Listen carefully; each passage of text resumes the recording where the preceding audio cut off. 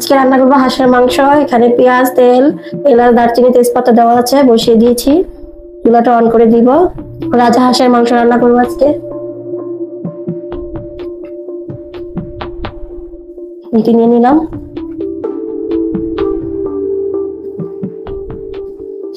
হালকা ভেজে পেঁয়াজ পেস্ট করে রেখেছি, ওটা দিয়ে দেব।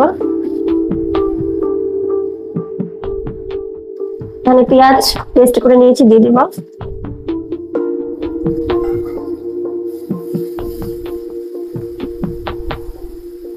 সব মশলা দিব এখন।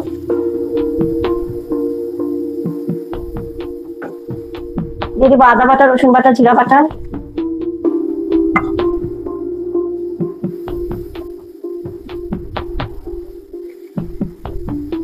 লবণ, হলুদের গুঁড়া, মরিচের গুঁড়া দিয়ে দিব।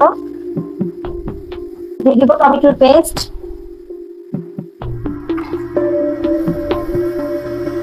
মশলাটা ভালো করে কষিয়ে নিব। এখানে কোনো পানি ইউজ করবো না। মশলা কষানো হয়ে গেছে, মশলা থেকে তেল ছেড়ে এসেছে।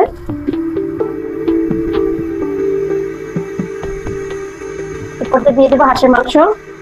আগে থেকে ধুয়ে রেখে দিয়েছি ভালো করে, পরিষ্কার করে। রাজা হাঁসের মাংস মশলার সাথে ভালো করে মিশিয়ে কষিয়ে নেবো ভালো করে।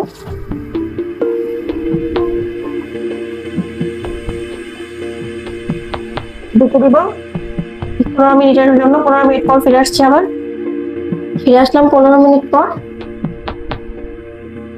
প্রচুর পানি উঠেছে মাংস থেকে, দেখুন।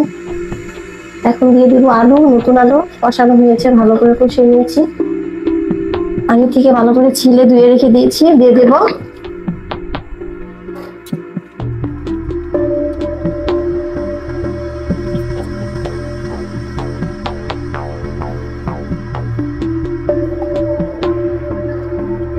এই পর্যায়ে দিয়ে দিব পানি।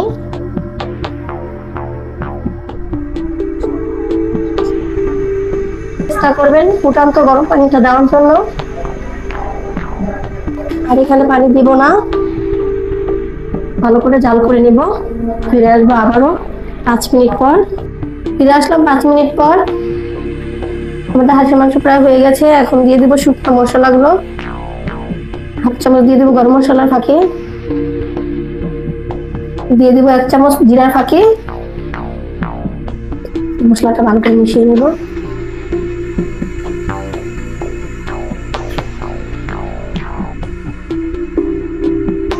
আলু দিয়েছি, জল টেনে যাবে।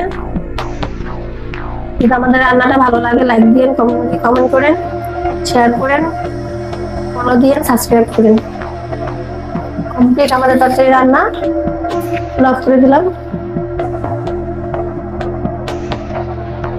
কমপ্লিট হাঁসের মাংস, রাজা হাঁসের মাংস রান্না। আল্লাহ হাফেজ।